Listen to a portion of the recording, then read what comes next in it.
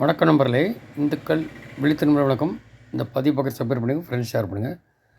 Support பண்ணணும் அப்படின்னு நினச்சின்னா super தான் ஜாயின் பட்டன் இருக்குது, அது சப்போர்ட் பண்ணுங்கள். நன்றி. இப்போ பார்த்தீங்கன்னா, இப்போ டிஎம்கே ஏதோ இப்படி அட்ஜஸ்ட் பண்ணி உட்கார்ந்ததில் ஒரு அதிருப்தி இருக்குது. 3 வருஷம் பார்க்குறீங்க. ஏடிஎம்கே விடாப்படியாக தனியாக போய் இப்போ ஏன்டா போகணுன்னு யார் வேலை செய்யலைன்னா புலம்புற அப்படி எடப்பாடி. ஸோ இந்த பக்கம் சசிகலா உஷாராக எல்லாம் ஃபார்ம் வாங்க ஆரம்பிச்சிட்டோம். 8வது முறை தோத்துட்டு அப்படியே எடப்பாடி வெளியில் அனுப்ப ஆரம்பிச்சிடுவாங்க. அங்கேருந்து எல்லாம் வெளியில் வர ஆரம்பிச்சிடுவாங்க. கொஞ்சம் எல்லாம் சசிகலா பிஜேபி இப்படி மாற ஆரம்பிச்சிடுவாங்க. கொங்கு பெல்ட்டு பூரா அப்படித்தான் இருக்குது.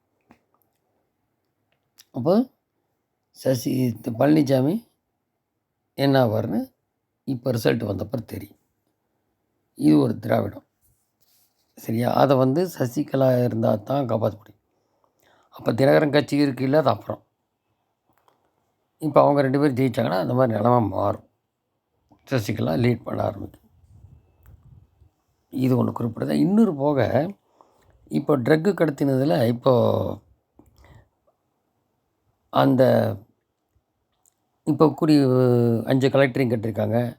துரைமுருகனுக்கு இந்த மாதிரி வரும். மறுபடியும் பொன்முடிக்கு வந்தாலும் வரலாம். இப்போ மந்திரி ஆகிருக்காடி மறுபடியும் அந்த சென்டென்ஸில் மாறினதுனால சுப்ரீம் கோர்ட்டில்.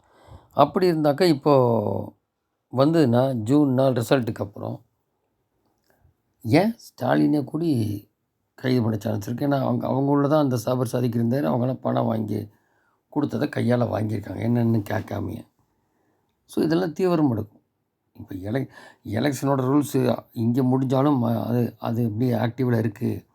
அந்த எலெக்ஷனுடைய அந்த சட்டத்திட்டங்கள்னாலும் தேர்தல் அப்படி இருக்கும்போது தானே இப்போ இந்த கவிதாவும் கெஜ்ரிவாலையும் கைது பண்ணியிருக்காங்க.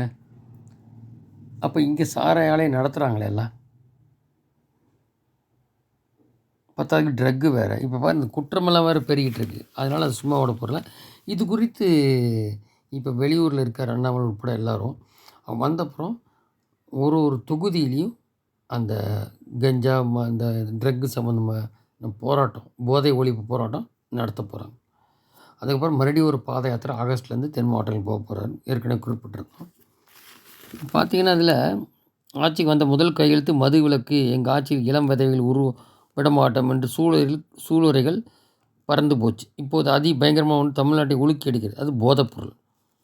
கஞ்சா போதையில் வாலிபர் நடுவீதியில் கலாட்டா, தன்னை தடுக்க வந்த காவல்துறையினை அறிவால் வெட்டுறது.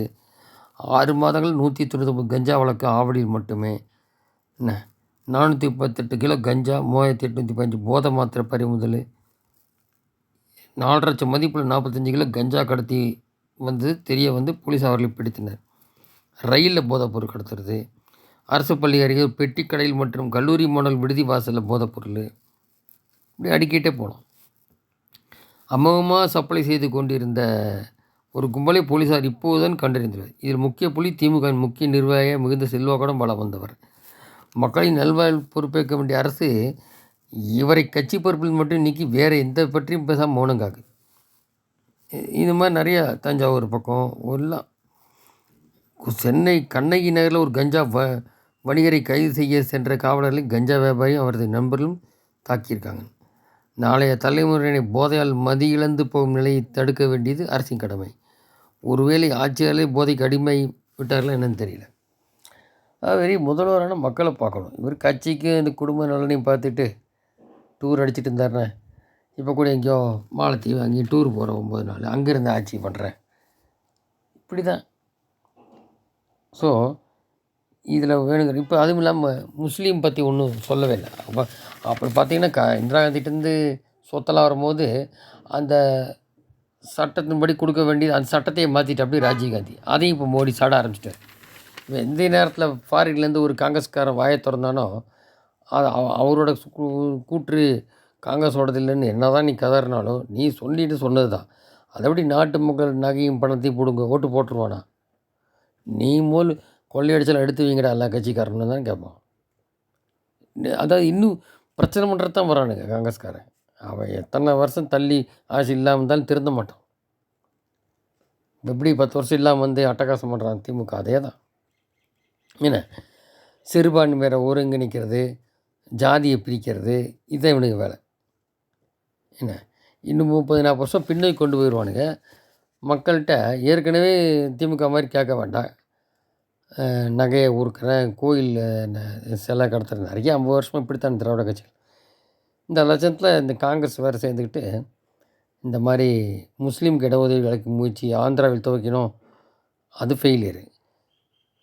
இந்த மாதிரிலாம் நிறையா வரானுங்க. குடும்பத்தின் பரம்பரை சொத்துக்களை வரி இது ஒரு உயிரிழந்த அவருடைய சொத்தில் 55%ன்னா அப்போ நீ இந்திரா காந்தியோட சொத்து வந்திருக்கணும்ல கவர்மெண்ட்டுக்கு. எங்கே வந்து கொள்ளடிச்சது? இப்படி ஒவ்வொருத்தண்டி மோல் பிடுங்கணும். நீ மோல் எடுத்து விடான்னு. அப்புறம் இண்டஸ்ட்ரிக்கார்ட்ட போய் கேளு.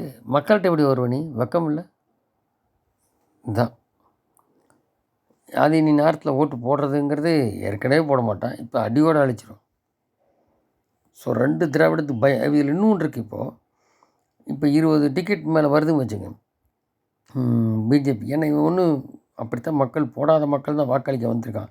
ஃபிக்ஸ் ஆனவங்க யாரும் ஓட்டு போட போடாமல் இருப்பான் பாருங்கள், அதிமேதாய் மாதிரி அவன்லாம் வந்து ஓட்டு போட்டிருக்கான். இந்த அது சில பேரை இவன் வேண்டே முடக்கி பார்த்துருக்கான் ஓட்டு இல்லாமல், அதுக்கு போராட ஆரம்பிச்சிட்டாங்க.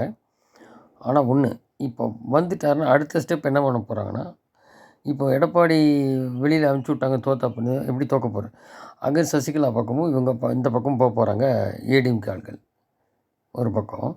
இதில் வாக்கு சதவீதம் வந்து சீட்டு சில இடத்துல வந்துடும் இல்லையா, அப்போ இவர் பெரிய தலைவராகிடுவார். நம்பர் 1 பொசிஷன் மாதிரி வந்துருச்சுன்னு வச்சுங்க. டிஎம்கே மேலேயோ டிஎம்கே அடுத்தோம் விலைக்கு மேலே கூடி வரலாம் மேபி.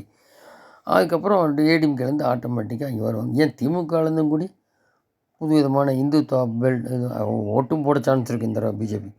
அது மாதிரி மாற சான்ஸ் இருக்குது. ஒரு இடத்துல எல்லாம் கரைஞ்சி போகும் டிஎம்கே ஏடிஎம்கே. அது ரெண்டும் கூட்டணி போட்டால் தான் ஒரு பெர்சன்டேஜ் வரா மாதிரி வந்து நிற்கும். அப்படி எமர்ஜ் ஆகிடும் பிஜேபி.